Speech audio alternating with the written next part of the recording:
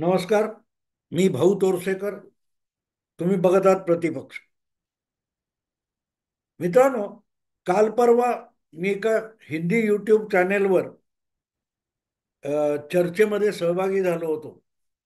आणि तिथे जे संजय दीक्षित हे मित्र आहेत, त्यांनी मला एक असा प्रश्न विचारला की काँग्रेसचं भवितव्य काय. काँग्रेसचं परत रिव्हायवल होईल का, काँग्रेसचं पुनरुज्जीवन होईल का. तेव्हा मी त्यांना सांगितलं की काँग्रेस हा पक्ष आता एक्सपायरी डेट झालेला आहे. एक्सपायरी डेट झालेला आहे. आणि हे माझं म्हणणं आहे असं नाहीये मित्र.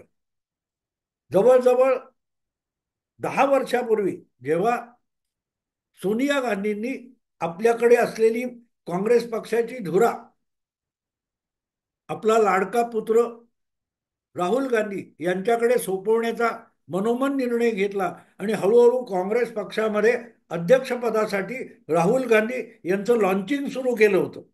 त्या काळातली ही गोष्ट आहे. मला वाटते मध्य प्रदेशातच कुठेतरी काँग्रेस पक्षाचं राष्ट्रीय अधिवेशन वगैरे सुरू होतं. आणि त्यावेळेला मध्य प्रदेशचे माजी मुख्यमंत्री आणि राहुल गांधी यांचे आरंभीचे सल्लागार वगैरे दिग्विजय सिंग यांनी त्या अधिवेशनात बोलताना एक नेमकी भूमिका मांडली होती. आणि ती योग्य भूमिका होती. ती योग्य भूमिका होती. दिग्विजय सिंग असं म्हणाले होते की ज्यांना राहुल गांधींचे वडील राजीव गांधी यांनी राजकारणात आणलं, मोठं केलं, प्रस्थापित केलं, असे माझ्यासारखे म्हणजे दिग्विजय सिंग सारखे जे लोक आहेत यांची एक्सपायरी डेट झालेली आहे. त्यामुळे त्यांनी आता पक्षीय राजकारणातून आणि आपल्या पक्षातून बाजूला होऊन नव्या पिढीच्या हाती नेतृत्व दिलं पाहिजे. त्यांचं म्हणणं बरोबर होतं. मिलिंद देवरा असतील, सचिन पायलट असेल, जितीन प्रसाद असतील, माधव काय ते ज्योतिरादित्य सिंधिया असतील, तरुण गोगोईंचे सुपुत्र आहेत ते, असे लोक जे तरुण पिढी, राहुल गांधींच्या वयाची जी तरुण पिढी काँग्रेसमध्ये पुढे येत होती, त्यांना आपलं काय ते आपलं बस्तान बसवायला मदत केली पाहिजे. आणि त्यासाठी आपण बाजूला झालं पाहिजे. आपण सल्लागाराच्या भूमिकेत गेलं पाहिजे. कारण आपली एक्सपायरी डेट झाली आहे. दिग्विजय सिंग जे म्हणत होते त्याचा अर्थ साधा सरळ असा आहे की तरुण वयामध्ये, उमेदीच्या काळामध्ये तुम्ही जितकं जिद्दीने एखादं काम करता, सर्वस्व पणा लावून झोकून देऊन काम करता, तेवढं तुम्ही उतार वयात करत नाही. आणि म्हणून उतार वयात नेतृत्व करायचं नसतं, तर नेतृत्व करणाऱ्याला आपल्या अनुभवाचा फायदा द्यायचा असतो, वेगवेगळे सल्ले द्यायचे असतात, त्याच्या चुका दाखवायच्या असतात आणि योग्य मार्गासाठी मार्गदर्शन करायचं असतं. तर आपण एक्सपायरी डेट झालेले आहोत असं जेव्हा दिग्विजय सिंग म्हणतात, तेव्हा त्याचा साधा सरळ अर्थ असा असतो की आपण आता तितकी ताकद लावून लढू शकत नाही. आणि म्हणूनच राजकारणातली लढाई जिंकण्याची आपली क्षमता संपलेली आहे. मित्रांनो, एक्सपायरी डेट म्हणजे काय असते. आपण जेव्हा एखादं औषध घेतो किंवा एखादा खाद्यपदार्थ घेतो, तो खाद्यपदार्थ कधीपर्यंत खाल्ला जावा किंवा ते जे औषध असतं त्या औषधाची उपयुक्तता किती तारीखपर्यंत चालेल आणि त्यानंतर त्याची उपयुक्तता संपेल, यासाठी ती एक्सपायरी डेट मुद्दाम सांगितलेली असते की ह्या मुदतीत ह्या गोष्टीचा वापर करा. औषधाची गोष्ट घेतली आपण, तर औषधाची गोष्ट अशी असते की त्या ठराविक मुदतीमध्ये म्हणजे एक्सपायरी डेटच्या आत त्या औषधाचा वापर केला नाही तर एक्सपायरी डेट संपल्यानंतर ते औषध उरत नाही, तर त्याचा विषप्रयोग होऊ शकतो. आणि म्हणून एक्सपायरी डेट झालेल्या गोष्टी फेकून द्या, त्याचा उपयोग करू नका, हा निर्बंध घातलेला असतो. प्रत्येक कंपनीवर हे सक्ती असते की तुम्ही जी वस्तू बाजारामध्ये विकायला आणेल त्याच्यावर एक्सपायरी डेट असली पाहिजे. मग जी तिथे असेल ती इथे पण असली पाहिजे. पण काँग्रेसने स्वातंत्र्योत्तर काळात जे राजकारण सुरू केलं, त्या राजकारणामध्ये एक चुकीचे पायंडे असे पाडले की अक्षरशः कबरीत पाय जाऊन पोहोचलाय. तरीही माणसं सत्तेवरून बाजूला व्हायला तयार नाहीत. अगदी अलीकडच्या काळात मला आठवतं, नरसिंहराव पंतप्रधान होते. अशा वेळेला भारताच्या परराष्ट्र मंत्री पदावर दिनेश सिंग नावाचे एक जुने काँग्रेस नेता होते. उत्तर प्रदेशचे पूर्व संस्थानिक असलेले दिनेश सिंग हे परराष्ट्र मंत्री होते, पण ते अक्षरशः कोमामध्ये होते. पण त्यांची मंत्रिमंडळातून हकलपट्टी ना पंतप्रधानांनी केली आणि ते तर स्वतः दिनेश सिंग हे शुद्धीतच नव्हते. म्हणून एक वेळ अशी आली की राष्ट्रसंघाच्या बैठकीला आपला परराष्ट्र मंत्री जाऊ शकत नाही आणि परराष्ट्र राज्यमंत्री सलमान खुर्शीद हे अगदी कोवळ्या वयाचे होते. म्हणून नरसिंहराव यांनी विरोधी नेता असलेल्या अटल बिहारी वाजपेयी यांना विनंती केली की त्यांनी भारतीय शिष्टमंडळाचं राष्ट्रसंघामध्ये नेतृत्व करावं. लोकशाहीचा एक चांगला पायंडा म्हणता येईल. पण दुसरीकडे त्यातून एक नामुष्की लपवली गेली होती की आपला परराष्ट्र मंत्री हा काय तो रुग्णशय्येवर पडलेला आहे, पण तो राजीनामा देत नाही की आपण त्याला हाकलण्याच्या परिस्थितीत नाही. मुद्दा इतकाच मित्रांनो, एक्सपायरी डेट होऊन गेली म्हणजे काय? गमतीमध्ये नाही, सहजगत्या बोललेले नाही. दिग्विजय सिंग अत्यंत विचारपूर्वक एक चांगली गोष्ट बोलले होते, पण काँग्रेसमधल्या नेत्यांना ती पचणं अशक्य होतं. आणि म्हणूनच काँग्रेस पक्ष हळूहळू अशा एक्सपायरी डेट होऊन गेलेल्या लोकांनी काँग्रेस पक्षाचीच एक्सपायरी डेट जवळ आणली. काँग्रेसला नवी संजीवनी मिळूच शकली नाही. नेत्यांचीच मुलं नेता होत राहिली आणि उमेदीने ज्यांना काहीतरी करून दाखवायचे. कर्तृत्ववान माणसाची सगळ्यात मोठी अडचण असते की त्याला कुठचं तरी पद, कुठचं तरी यश मिळालं तर त्याची भूक भागत नाही. त्याला सातत्याने नवनवं आव्हान स्वीकारायला आवडत असतं.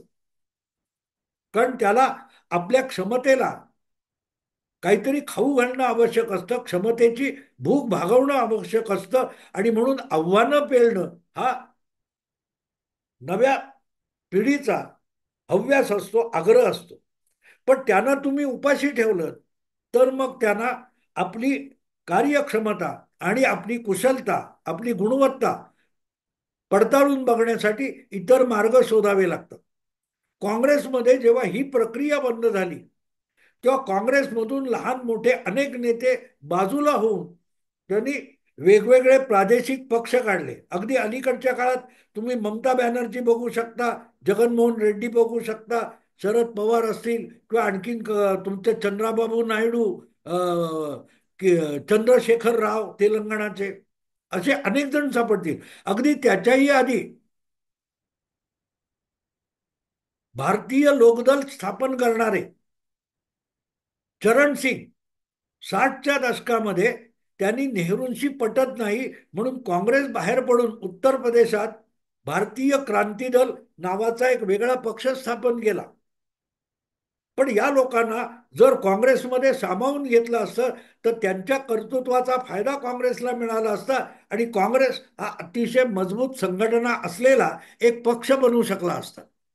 पण जिथे एक्सपायरी झालेले लोक सुद्धा, नेते सुद्धा जागा आणि अधिकार पद अडवून बसत असतील तर त्या पक्षाची वाढ खुंटत असते. आत्ता आत्ता काल परवा महाराष्ट्रामध्ये प्रचंड बहुमत भारतीय जनता पक्ष प्रणित महायुतीला मिळालं. ते बहुमत मिळाल्यानंतर सरकार बनत नाहीये, मंत्रिमंडळ बनत नाहीये म्हणून टीका झाली.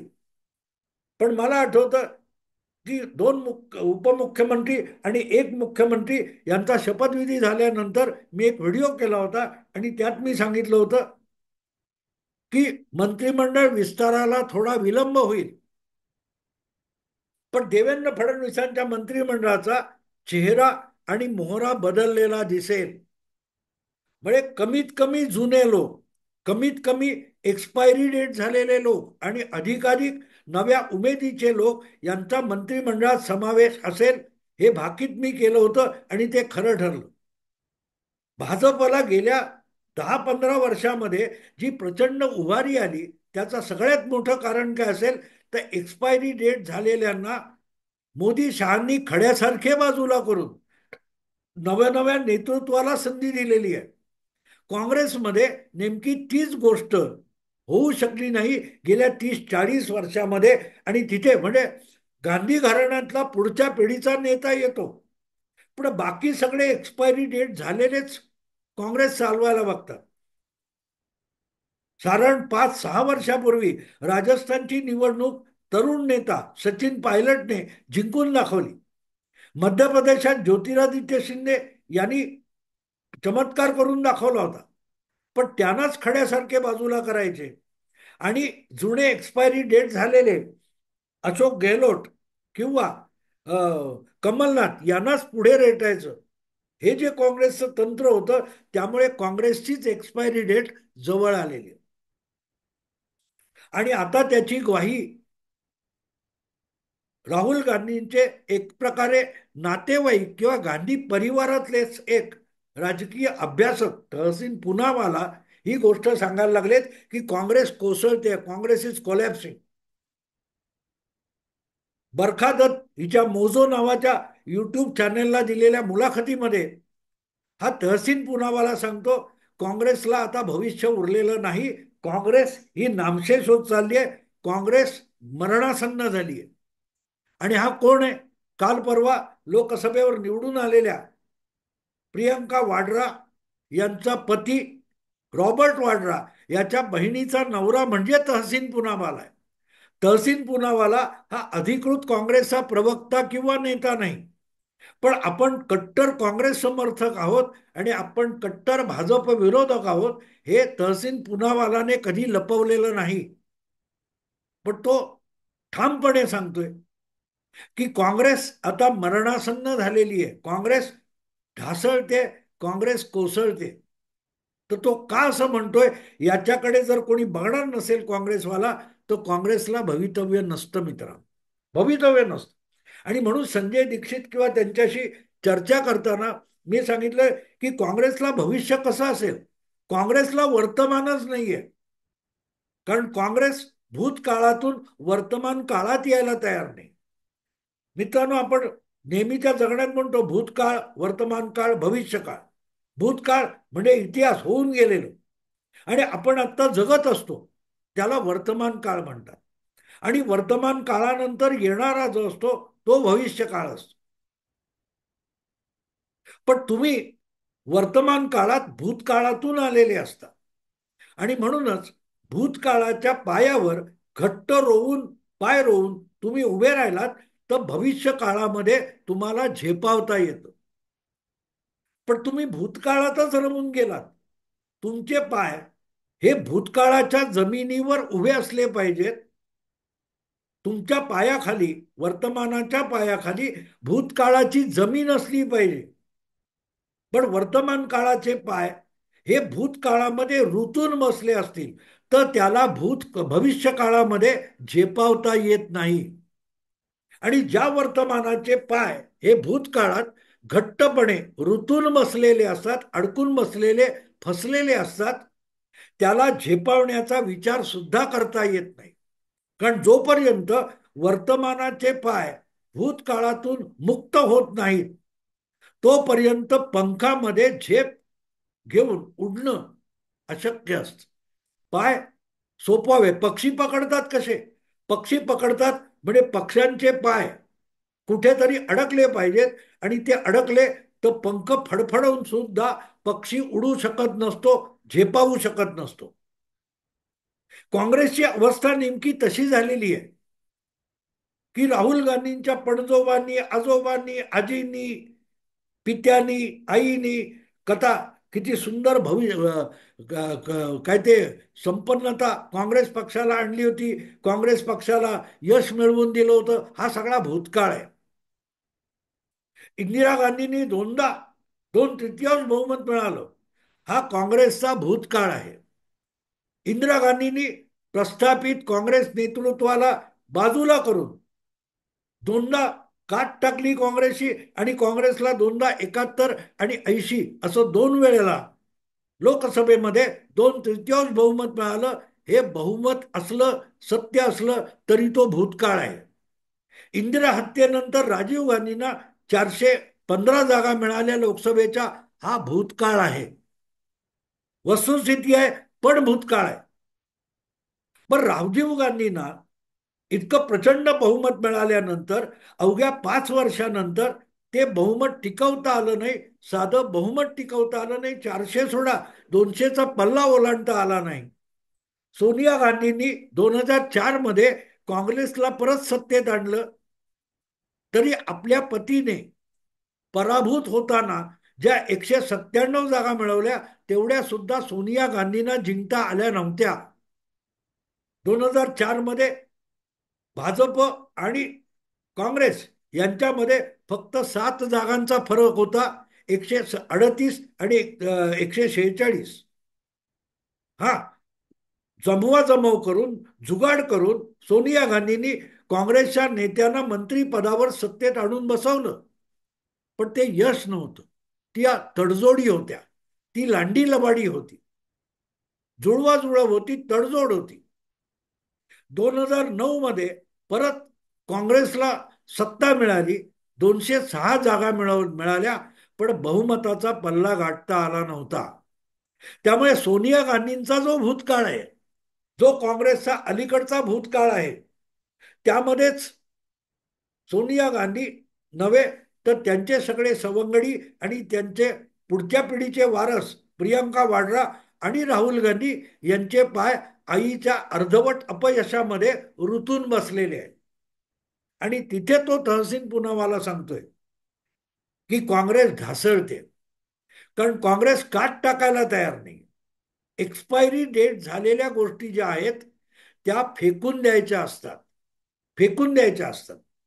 पण आज सुद्धा काँग्रेसचे बहुतांश निर्णय घेणारे लोक बघितले तर ते आउटडेटेड आहेत. आज राहुल गांधींचं धोरण ठरवणारे कोण आहेत? जयराम रमेश. राजीव गांधींनी ज्यांना मैदानात आणलं ते नव्या पिढीच्या नेत्यांनी एक एक करून काँग्रेस सोडली, ते भाजपत गेले.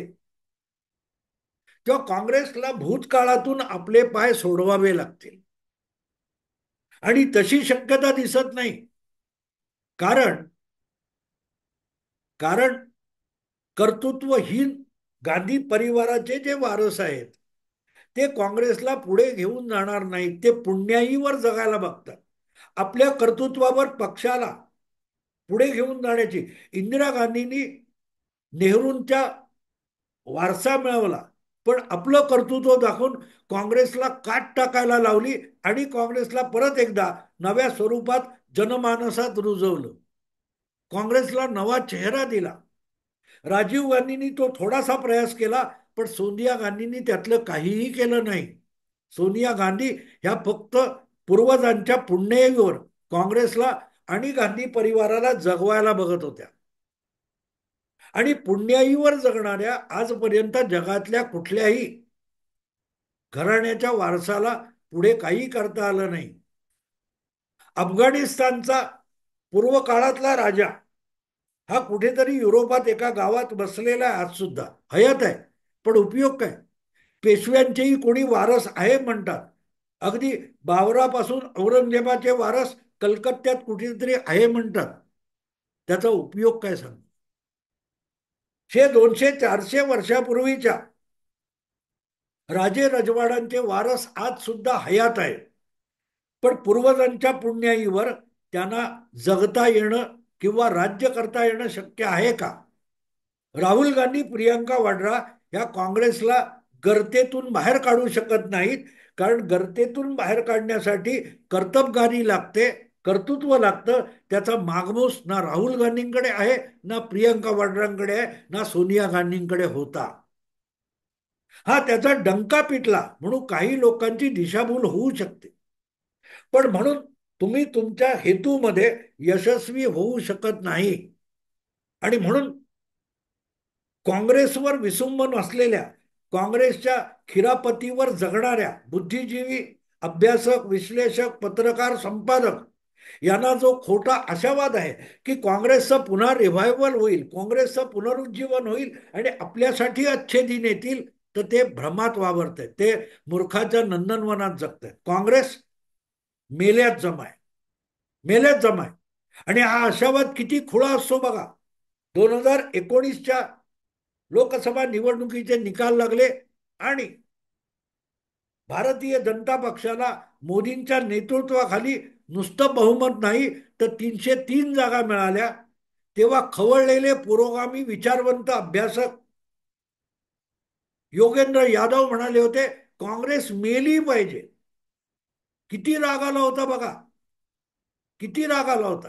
हे काँग्रेसच्या मेहरबानीवर जगणारे बुद्धिवंत आहेत. काँग्रेसने फेकलेल्या तुकड्यावर जगणारे बुद्धिमंत हे कधीही आपल्या मालकाला योग्य सल्ला देऊ शकत नाहीत की त्याचा चुकताना कान पकडण्याची हिंमत बाळगू शकत नाही, हिंमत दाखवू शकत नाही. आणि अशा लोकांच्या सल्ल्यावर जर मालक किंवा धनी चालणार असेल तर त्याचंही वाटोळं अपरिहार्य असतं. 5 वर्षापूर्वी लोकसभा निवडणुकीच्या निकालानंतर काँग्रेस मस्ट डाय असं म्हणणारे योगेंद्र यादव जेव्हा त्याच राहुल गांधींच्या, त्याच काँग्रेसच्या पदयात्रेमध्ये खांद्याला खांदा लावून सहभागी होतात आणि त्याच राहुल गांधींकडून अपेक्षा बाळगतात, तेव्हा ती भिकेची अपेक्षा बाळगत असतात, कर्तृत्वाची अपेक्षा बाळगत नसतात.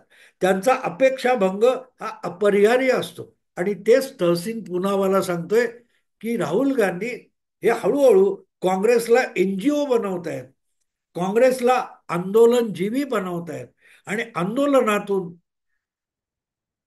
चळवळी उभ्या राहतात, खळबळ माजते, पण पक्ष आणि संघटना उभी राहत नाही.